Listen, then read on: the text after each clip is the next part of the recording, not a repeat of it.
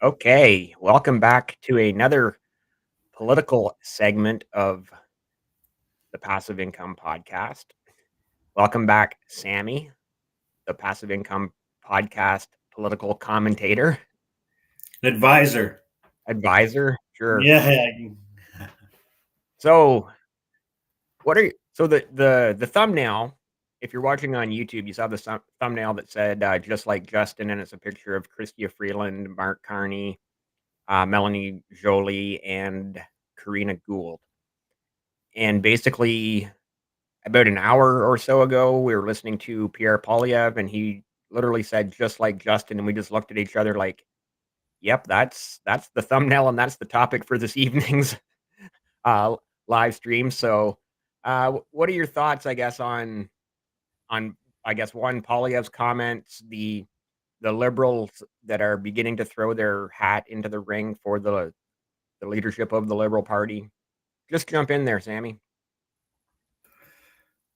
Well, yeah. I mean, it's interesting because we were discussing this the other day before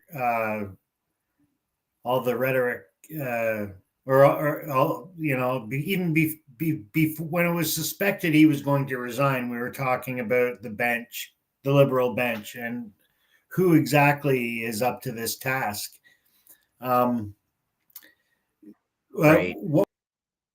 what we're seeing now is, a couple premiers, Canada, really kind of rising to that task, whereas compared to the Liberal bench, that people that are putting their names forward are very, very closely associated with Trudeau, which is playing right into the conservative playbook. They want that better than anyone. Um, hence the reason for your thumbnail tonight, which is, of course, is are they just like Justin, right? I think of the one person that I think of that he seems very humble. He seems very smart, quiet, and certainly very suitable. Would be Dominic LeBlanc, but as far as I know, his name's not even in the hat. And as far as I understand, he still has the title of finance minister, right? Among I other would things. think so after Chrystia Freeland stepped down last month, and he kinda took on that file, so I would assume, obviously, Parliament is prorogued right now, so nothing's continuing to send money to Ukraine, but that's a completely other topic, which we may get into at some point here this evening, and, yeah, it is one of those where you kinda wonder what is he thinking? Is he thinking about throwing his hat into the ring at some point? From what I've heard, the answer is probably no, but I mean, that could change with time. And to your point, yes, it's playing directly into Pierre Poilievre and the Conservatives playbook. Carbon tax Carney, carbon tax Christy Clark is another one. She's not in the thumbnail, but she's a former premier of British Columbia. And I think he even said, carbon tax Chrystia Freeland. And Yeah. so he was just like hammering that carbon tax home, which, that Pierre Poilievre's been on that for a year now of call an axe the tax election, which is what he wants. Well, we all want, nobody wants to pay that tax. It's a, well, my opinion on the carbon tax. It's just another Yeah. tax that I don't want to pay, basically, right? Yeah. And I just heard Polyev talking recently about he was really getting into what gross domestic product means and what that number represents. And basically, Canadians have to work 60% harder to earn the same amount of income per day as your average American, right? So Right. that's where the quality of life is is really, really lagging. Um, I don't know who the best person is. I think the best person, the best person to to run against the Conservatives, if we even want that, would be it would be a conservative turncoat liberal, right? And I think of someone. I think of it. I actually, you know what? I think of a Quebec statesman named Jean Charest. I heard him speaking on a extremely competent, very articulate, Yeah, and extremely seasoned, right? No ties to Trudeau whatsoever, right? That would appease Quebecers, right. and it might just be enough to appease the rest of Canada. Other than that, I would say Yeah, Kevin O'Leary. Jean Charest's been both premier of Quebec, so he's former premier of Quebec, and I believe he was also at one point the leader of the opposition in Ottawa, like in federal politics as well, if I remember correctly. Yeah, I think he was the leader of the opposition as a conservative, right? I think. Right. I don't know. I wouldn't want to. Yeah, I can't recall exactly either. I think he might have been. Then he went liberal, right?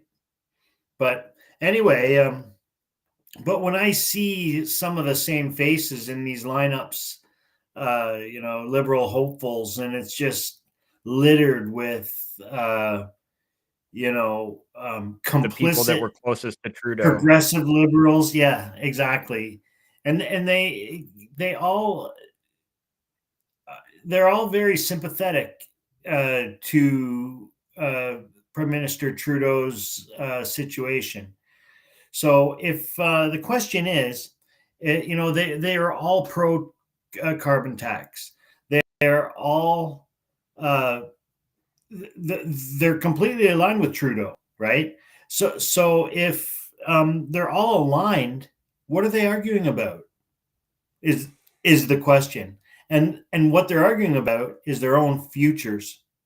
So these aren't my thoughts alone. I've heard Mr. Polyev speak to this many occasions, but it's never been more evident than it is now, right? Right. If you agree on everything, why don't you want him to lead?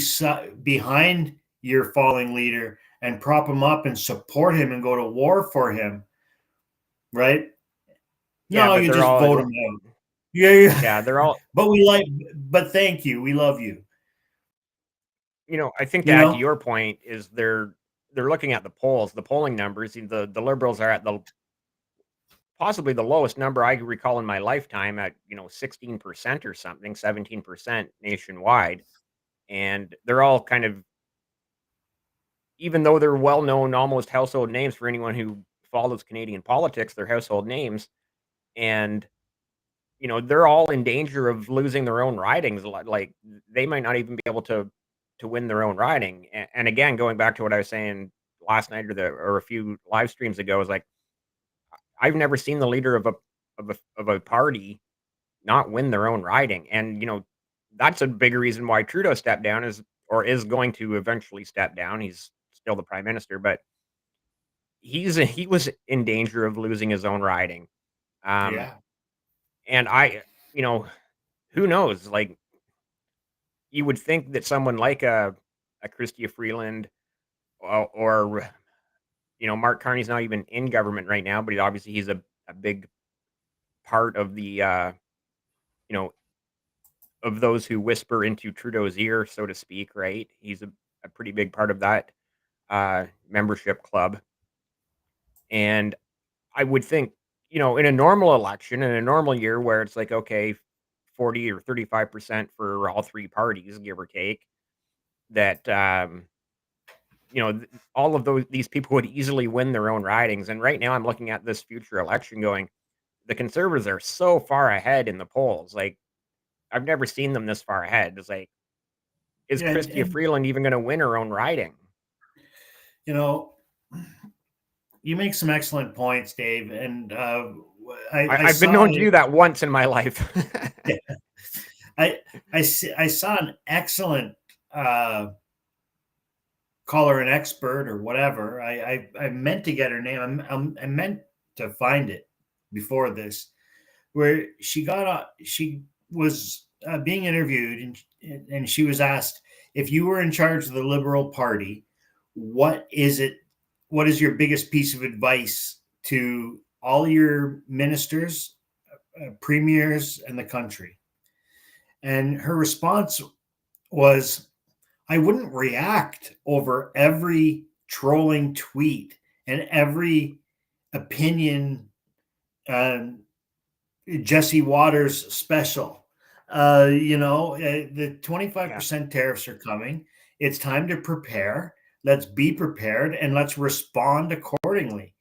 And right after she said that, I was so proud of our Ontario Premier. Speaking of Jesse Waters, he goaded Premier Ford to a point that was absolutely embarrassing to the everyday American citizen. It was embarrassing, right? And Premier Ford did not take the bait. He remained positive. He remained courteous, polite, professional, and Canadian. And this is where this is what I'm saying about, are any of these cabinet ministers showing the level of leadership that the Ontario Premier is now? And the answer to that is no. Definitely not, right? Yeah. Definitely not. Kudos to Doug Ford and Danielle Smith and the other ministers. I know that they're all working hard. They just seem to be getting the airplay in terms of their influence and also because of the kind of people they are. These are sharp, very intelligent people, right? So yeah, that Fox News interview with Doug Ford, again, I'll say it to reiterate your point, hats off to Doug Ford for keeping his calm and holding his composure, because that Fox News host was nothing short of just total and completely arrogant, very, very arrogant towards Doug Ford and towards Canada. And yeah, so and Jagmeet, you're not out of this at all. Silent man over there. I call him Jughead. I don't know why, right? But that's like man, the pretty funny Archie and Jughead there, and that's pretty much Trudeau and Jagmeet for the last several years.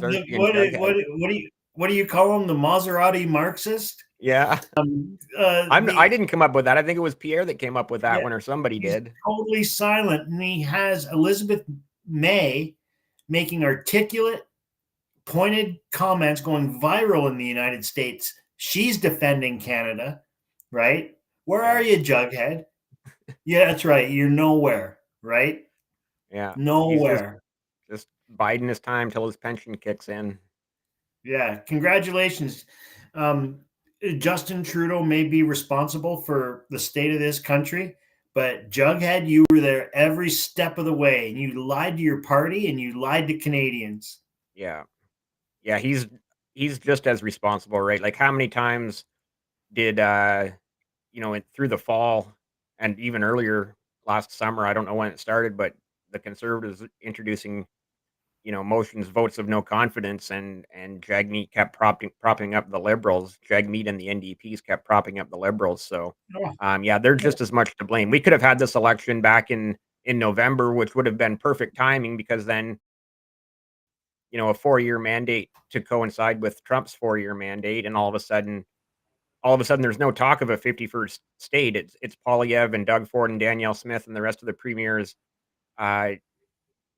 basically standing up to Trump and saying, "No, this isn't the way it's going to work." Yeah, you know what? And oddly enough, we were talking about it earlier. There's a growing association among Canadians. What was it called? Canadians Under Neighborly Threat. And and it's time to flick the switch on the back of your neck, and it's you're going into a game here where your opponent wants to win, right? And you remember the fighting spirit. We don't want to lose. We want to win, right? If Cuba, of course, nobody plays to lose. Everybody plays to win. Everyone settle down. I mean, if Cuba can go it alone this long with zero assistance from the United States, zero trade with the United States, I think we'll be just fine, right? So just take a breather. And I don't have a master's in business. It's just a commonsensical view of this situation. Cuba overnight became the largest self-sustaining food producing country, I believe, in the world overnight, Wow. right? So, Yeah, and to that's this day, when you go down there, you see people use every square inch of their property for growing their own food, right? Something that you know a lot yeah, about, Dave. that's amazing. Food or growing it or eating it or Growing it. Yeah, I've grown a few carrots and radishes and tomatoes in my day.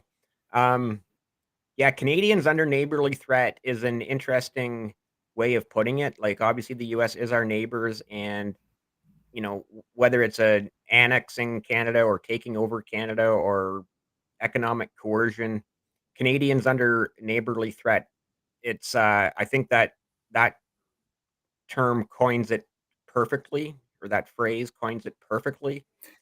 And You know, instead of taking out your frustrations on your neighbors, right? Let's sit down. Let's think about it. Let's think about ourselves as Canadians under neighborly threat. Has a nice ring to it, exactly. doesn't it? Yeah, no, it does. I'm gonna be, posting it on X once we, get off the live, saying Sammy's come up with a great new term, in reference to this literally what it is, a neighborly threat. And, yeah, Canadians under neighborly threat. We'll definitely have to, get that trending on Some of X. you are really good at it. I'm telling you, you Yeah, know. exactly. Getting back to the topic at hand, the next leader of the Liberal Party, and I believe that will also make them by default the next Prime Minister of Canada before the next election. This guy, who no one has ever heard of, is that up on your screen now? Yep. Chandra Airy, and I am running to be the next Prime Minister of Canada to lead a small, more efficient government to rebuild our nation and secure prosperity for future generations. And this is a pretty long post. I'm not going to read it all. I'm not gonna click on that because my our live stream will get demonetized again, possibly. But it just says member of Parliament of Canada. Doesn't say what riding he is. Oh, I guess Nepean up here. Working hard for you. So, have you ever heard of this guy before? Oddly enough, yes. Only because I worked in Ottawa for a period of time, so um, I don't know anything about him. I know that as long as he comes from a pre-existing establishment, he doesn't have a, what do they say? Snowball's chance in hell. As Yeah. if he somehow invented that little hashtag. You know, we've been talking about snowballs in hell since we were in kindergarten. Now, okay, let's actually, while we're on the topic of this guy here, I'm gonna pull up the poll for his riding of Nepean, and I don't like his chances. I don't like his chances at all. Well, So, it's certainly an interesting time, and to boot, there doesn't seem to be any existing liberal cabinet minister that Canadians are really flocking to. Um, Pierre Poilievre and the gang are just praying it's one of the old faithful. They're just praying for that. That's what they're ready for. yeah, Um, because it makes them an easy target. They can easily tie them to Justin Trudeau, like we've already mentioned. Everyone that's anyone who might be watching on YouTube that saw the thumbnail with Chrystia Freeland, Mark Carney, Melanie Joly, and Karina Gould, you can just tie them at the hip right to Trudeau. Like, even in Trudeau's intended resignation speech at the end, the when the reporters were asking questions, and Trudeau's like, Christie has been on by my side for the last 10 years, and Freeland probably just cringed at that, going, "No, no, Justin, don't say that. I want a shot at running." Yeah, yeah. I mean, you know, Polyev's already attacking her. He's attacking the likely people who are going to succeed Trudeau. And I've been saying forever, and we brought it up on one of our latest discussions. I think we need to totally do something completely unconventional. The Liberal Party meaning, we understand. You and I understand. We don't vote for leaders as people, as you're supposed to vote for the party, right? The What policy. You're voting in your own riding, yeah, basically, right? That's the way it works in Canada. exactly.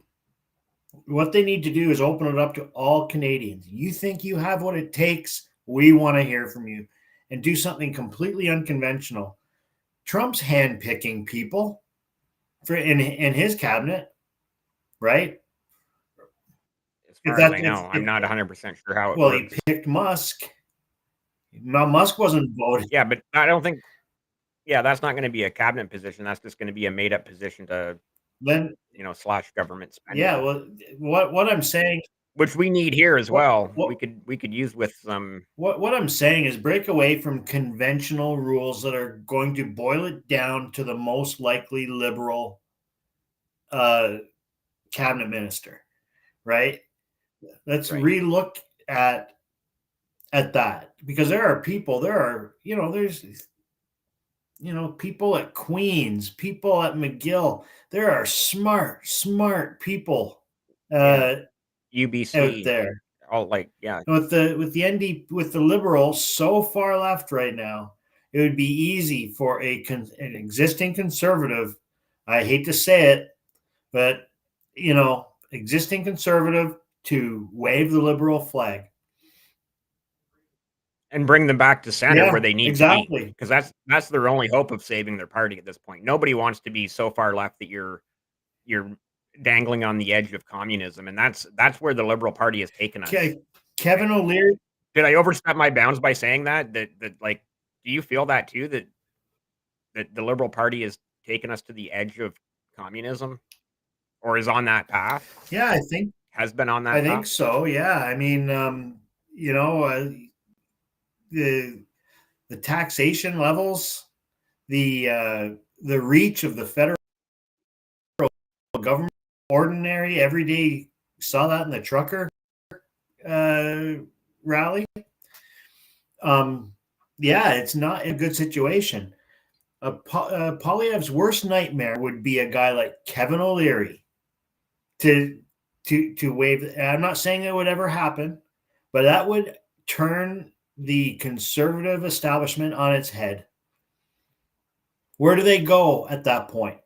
Right. Right? Where do they go? So, Mr. O'Leary, if you're listening, Mr. Wonderful, you got my attention. You brought up the trucker convoy, and this was a post yesterday on X from gov.exe is corrupt, uh, at underscore, or sorry, at gov.t_corrupt. Okay, Canada, something is happening. I'm hearing rumors from various sources about a convoy to Ottawa to protest Trudeau's prorogation. I'm hearing January 22nd, 2025 as the date, the 3-year anniversary of the Freedom Convoy. Can you If put the true, this link? could be massive. Can you put the link to that in the chat or send it to me, Dave?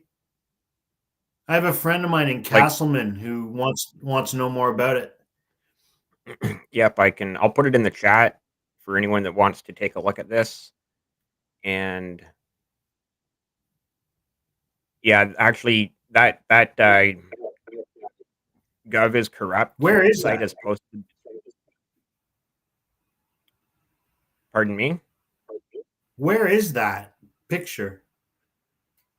Oh, that's a picture from 3 years ago. Oh, okay. the way Yeah. it came up because I can't read the text. I thought it was on its way. No, that's a picture from the 2022, and I might be able to play a little GeoGuessr here for you, and I can't quite identify it. It's not letting me blow the picture up here, but I could probably narrow it down for you exactly where that is in Canada at some point.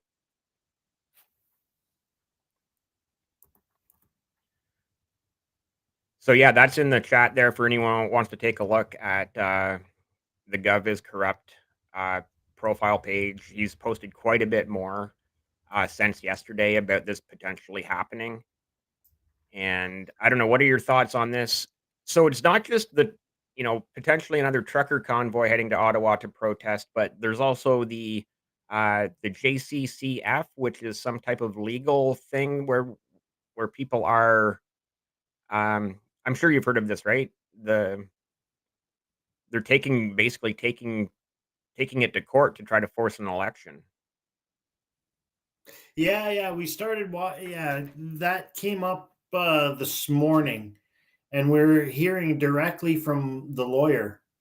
It was saying kind of where they were at in the process. They had just filed it, like I believe this afternoon, or maybe that was yes. The information coming in around all this stuff is so fast. But yeah, I mean, they're challenging the way in which, not that he prorogued Parliament, but in the way in which he requested it from the Governor General, some kind of a Right. process issue. Let Okay. us Just give know me in the chat if I can't remember the guy's name or. give me a second. I found this at the JCCF is Justice Center for Constitutional Freedoms, and I think it's their pinned post right here. Our parliament should not be prorogued without reasonable justification. In these uncertain times, our elected representatives must be able to make decisions for the good of the country. Parliament is the voice of Canadians. Parliament is a necessary check on government overreach. Parliament should never be shut down to serve the interests of any one political party or to shield a government from democratic accountability. We, the undersigned, call upon the Prime Minister of Canada to reverse the prorogation and reopen Parliament immediately. So yeah, there's the petition for anyone who would like to sign it. I will also put their profile in the chat for anyone who would like to take a closer look at what the Justice Center for Constitutional Freedoms is. Sorry, I'm tripping on my own words there. The the other premier that we have to give a shout out to is the premier of Newfoundland and Labrador, Andrew Furey. I saw an interview with him the other day, and he's for me kind of in third place, right? Just the way he speaks, the way he communicates, and Newfoundland has a voice in this as well, and good on him for putting himself out there and standing up there with the other premiers who are basically household names across Canada. Andrew Furey.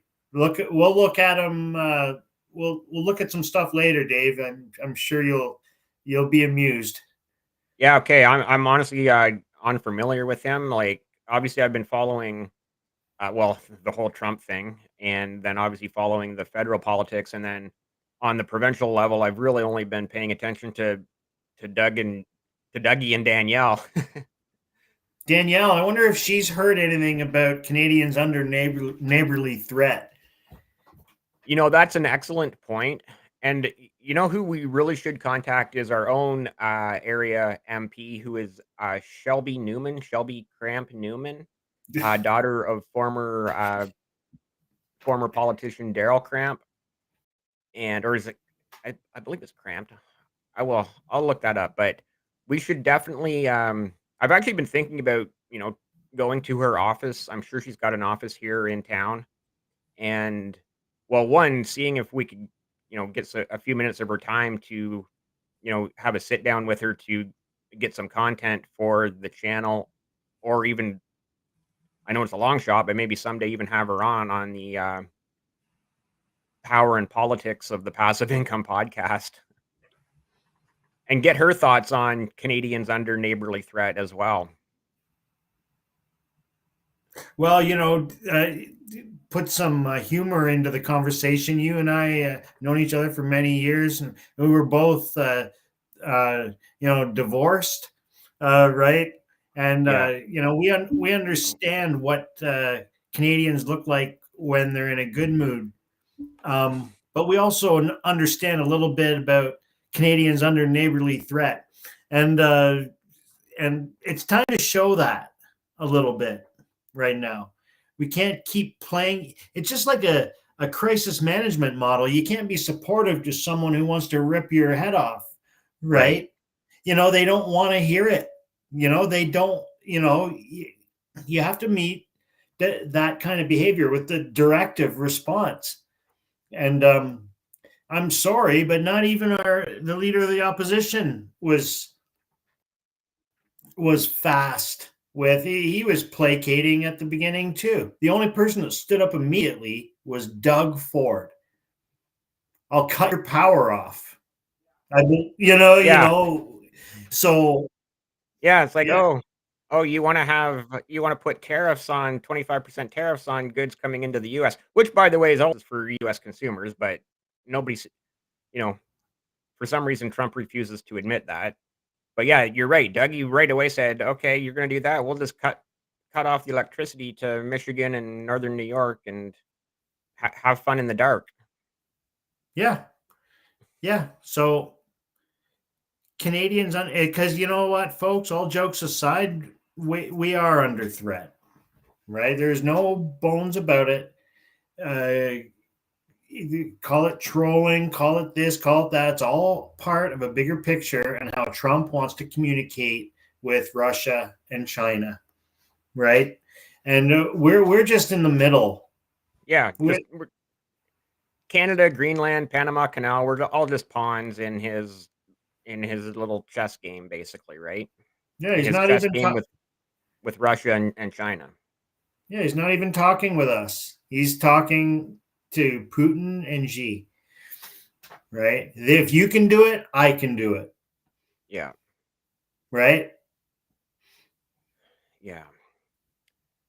Thoughts on Trudeau today going on CNN? I believe his first media appearance since his announcing his resignation. So, not going on any Canadian media or anywhere that may be a little bit more difficult for him, just going on very softball CNN. And I know we only heard a few minutes of what he had to say today, but to me it seemed like, well, that was the first intelligent thing he said in 10 years. He actually sounded like an adult for the first time in his life. Yeah, I think you're. I agree with you, Dave. I think what he said was suitable. It was fine. It was on point. But I think when you're on that level, you have to ask yourself, what am I hoping to accomplish with this? And I would ask Justin that question, and showing up on CNN, a United States broadcaster, and Canadians don't know what the heck is happening, and now Yeah. he's down there talking with Americans. What were you hoping to accomplish with this interview exactly? And Yeah. and Who knows? and it turned out the best possible scenario. He made sense. He looked good. He seemed reassuring. All those things were good. But what was accomplished with that? I don't know. The point that he made that resonated with me is like, oh wow, you actually said something intelligent. Was where he was referring to this whole 51st state thing as a distraction from, like that old magician's trick of like, look at what's going on over here. Well, they're actually doing something over here, right? So, and that was kind of his point of the all of this discussion of, Governor Trudeau and the 51st state, and he's like, that's just a distraction from the actual issue of the tariffs on, you know, the oil and gas that American consumers need, the electricity that American consumers need, and everything else that Canada supplies that Americans need. And all of those things, America is still going to get them. They're just going to get them at a 25% higher price. It's literally that simple, right? Yeah, and all the while, Canadian fire departments across the country are down in LA right Yeah, now. yeah. You know, Yes. so it Yesterday, it Trump saying we don't need anything from Canada. It's like, well, what about that Canadian water bomber that's flying around LA right now? yeah, exactly. It's the American reactions are everything from sympathetic to humorous to hardcore. Let's go for this, and on an extreme level, harkening back to that whole relationship where they can't understand really why we wouldn't want to be a state, and that that that is back to that whole discussion. It's like, I don't want part of this, not because I'm so far with the United States, but it's like clean your shit up and then and Yeah, circle back. and then invite us. Yeah, You know, exactly. Then invite us over. like Yeah, yeah. I don't want to come into your messy house and yeah, have exactly. But it is back to the original question: who's suitable?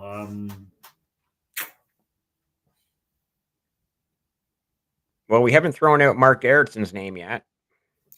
And it's funny, how his name just vanished.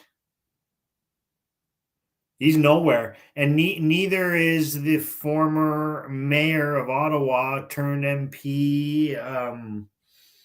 Oh, you've got me on Yeah, that one. he was front and center there a few weeks ago, and now he's not. But Jagmeet Singh is certainly not positioning himself at all. He thinks he want. I wouldn't put May to do something absolutely ridiculous. Drunk or sober. I'm telling you, she will change your mind. If you Yeah.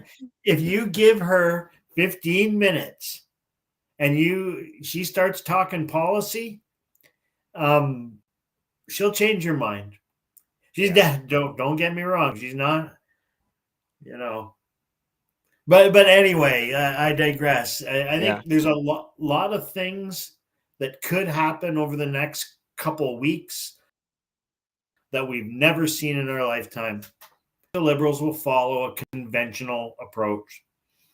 Well, I think, I like your line of thinking of, they really need to think outside the box and do something different, do something differently because what they've been doing isn't working for them. So, you know, the first thing they have to do is get somebody in there that's going to pull them back closer to the center of the political spectrum because they've gone so far left right now that they've they're losing their own relevance when they're that far left, right?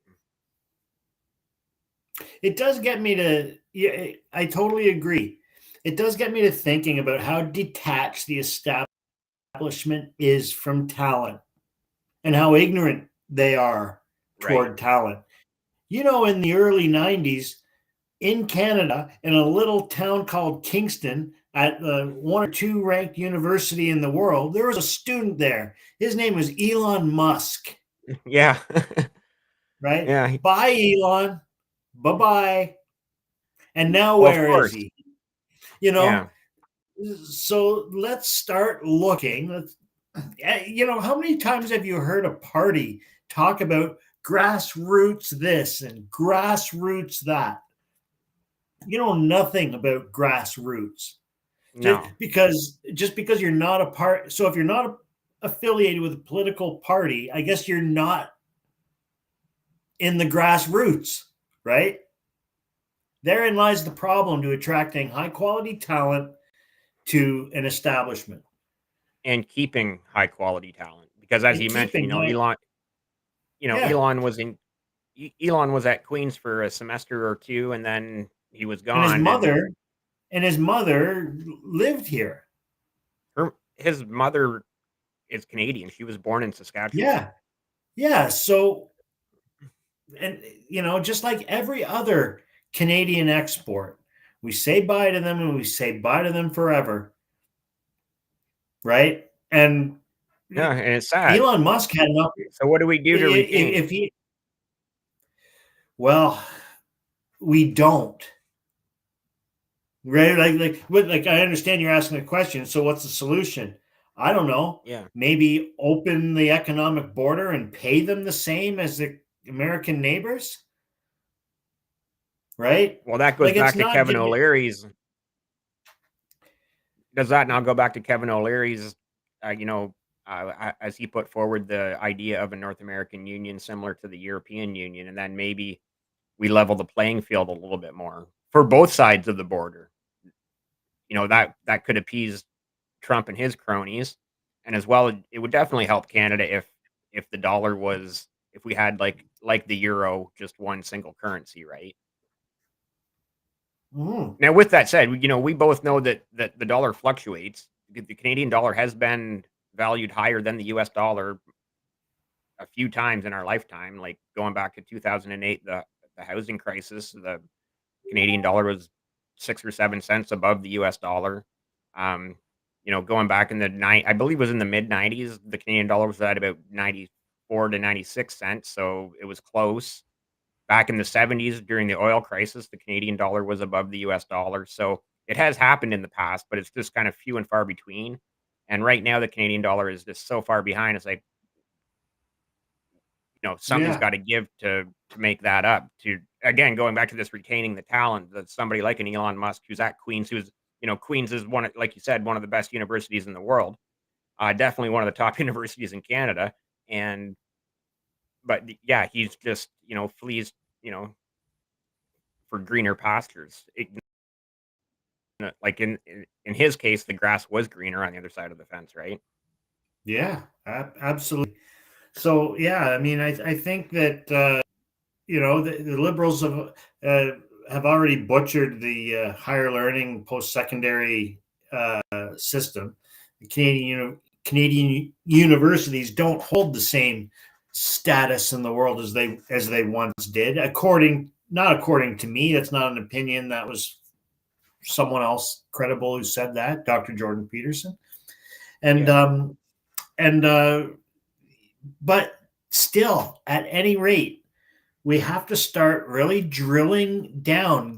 Talk to when is the last time the MPs were directed to get down into those schools? Who are the brightest, most talented people out there coming up? That Yeah, how do doesn't. you recruit the young Yeah, minds out of the poli sci's because in the they're top not universities, coming. right? They're not coming to you voluntarily anymore, or the ones that are, you don't want them, right?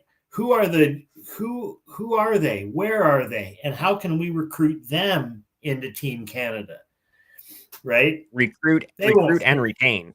Recruit and Yeah, retain. it's too heavy lifting. It's too much work.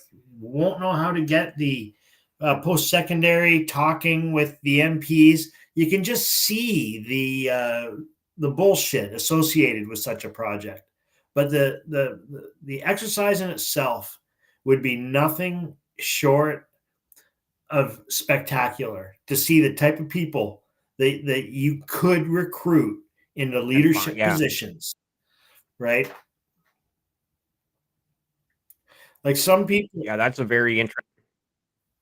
Yeah, I don't know where else to go with it. I don't know if it's legal. I don't know if it's maybe to some degree is it already happening where parties have their feelers out there. I don't know. I certainly don't know or have heard of, and I have like we've rubbed shoulders with some pretty influential people. I've never heard of anyone getting that tap. No one. It does Interesting make you think, discussion. right? It Yeah. makes you think. Because again, you know, you're right. The Liberal Party has to do something different, and that would be definitely one way to do it is look at that younger generation, try to find, you know, the brightest, youngest minds to recruit and retain. Because right now, you know, the people that are there that have the experience, they're going to be lucky to get voted in again to win their own ridings, as I've mentioned already. You know, going back to your point about Jagmeet Singh, is like I don't think he may not win his own riding. He's and very likely after the next election there will be an NDP leadership uh, uh, Yeah. Well, you know what? as well, right? I really appreciate a lot of the smart minds out there and the whole uh I'm not going so far on this podcast to say I'm liberal, conservative, anything like, but I do appreciate the conservative movement that came forward that really kind of checked the whole woke Yeah, movement. Jordan Peterson being one of them, right? Hey, he's one of the the leftist ringleaders. woke agenda. I think we're at the point now where when I'm listening to Dr. Peterson, although that I respect him and there's not much he can say online that I'm going to disagree with. However, I would have to say, Dr. Peterson, at this stage in the game, you certainly have a lot to say. And I know it'd be a huge pay cut. And I know that it might not uh, fit in with your plan at the given moment, but I think you'd make a fantastic prime minister, Yeah, right? And I'd ask him at this stage in the game to please help us, right? You point out every vulnerability and every weakness and every problem, and you seem to have every solution, right? So, Dr. Peterson, could you please re-enter in politics? I know you had a short stint with the Reform Party out in Alberta, but we need you more than ever, my friend. And I would not care for 1 second if you flew the Liberal banner, because yeah. you might be able to. I don't think he would, but No, he wouldn't. No. no, but yeah, I agree with you. Somebody like Dr. Jordan Peterson, if you were to re-enter politics, he could, should definitely make a splash, make a wave, and do something positive and progressive for Canada and for all Canadians. The Canadians under neighborly threat Party of Canada.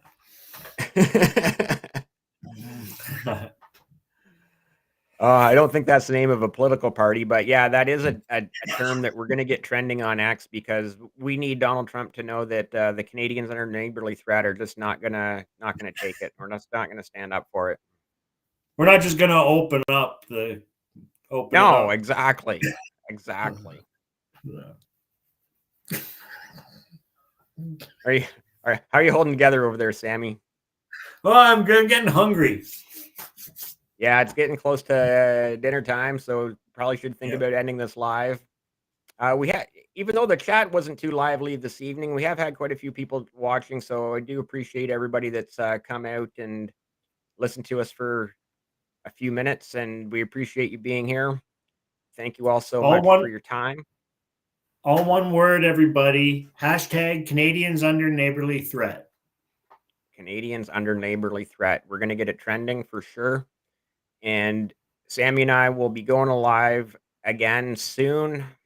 We're going to try to do it as often as we possibly can to talk about politics mostly. And I am getting new guests on the Passive Income podcast real soon to get back into some of the financial stuff that we like to talk about on this channel as well. So, again, thank you all so much for being here, and we will see you again